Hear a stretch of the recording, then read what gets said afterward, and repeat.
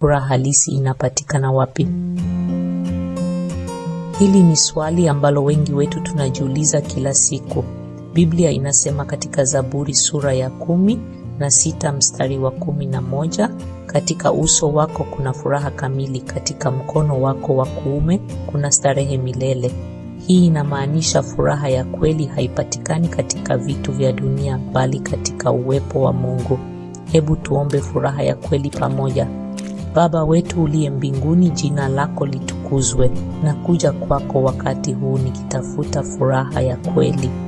Nimeona dunia ikiniahidi furaha katika pesa, vitu, kazi na mahusiano, lakini furaha hiyo ni ya muda mfupi. Leo nakuchagua wewe kwa chanzo cha furaha yangu. Nijaze kwa uwepo wako.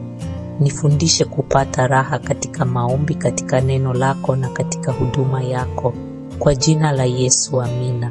Sasa tafakari, ni nini kinachokupa furaha ya kweli? Andika jibu lako hapa chini. Tushirikiane furaha ya kweli tunayoipata kwa Mungu. Mungu akujalie furaha ya kweli.